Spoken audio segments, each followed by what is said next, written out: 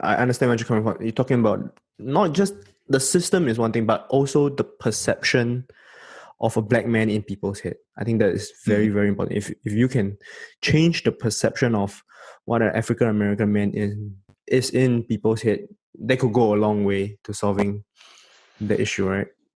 Yeah, well, I think the perception part is rooted in, and this is the part that people are really trying to say Black Lives Matter, is that is rooted in this sense that Black lives actually don't matter, and those people are very different than people should be treated as humans. That's really the underlying, and that's a racist ideology. And how do you get rid of that? I don't know. It's rampant in America. Yeah, That's the point. Yeah. so okay, so now I'm trying to localize things in for the people that are in Singapore that are listening. So in Singapore, we don't have this kind of historical background of having slavery and then institutionalized racism, and so the people that I talk to, my friends and family members, they try to equate what is going on in America to what is happening in Singapore, and then they point at America and say, why can't America do what Singapore is doing so that they don't end up with cases such as the George Floyd murder.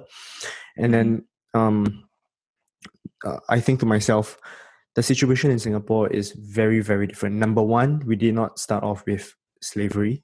So even though we have minority races, we have four predominant races in Singapore, which is the Chinese, the Indians, the Malay, and then what we call the Eurasians, which are, you can call them Pan Americans. They are just like yeah. So there are four main races, but um, there is, I think, a sense in the minority races here that racism definitely still exists in Singapore.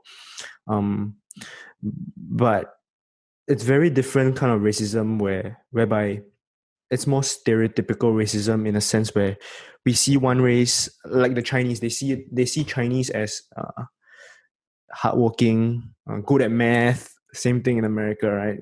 Chinese people Right. good at Right. math. And then we look at the Malays, for example, and then we say, oh, the Malays are lazy, which I completely disagree. But that's why I think they can't look at America and point at America and say, why can't America do what Singapore is doing here, in a sense whereby we totally Right. institute we criminalize racism to a point where if you were to say something about the other race, you could go to jail. Not just lose your job, you could go to jail. Mm-hmm. But I think if Singapore had slavery from the very start, we will be facing the exact same issues you guys are facing right now.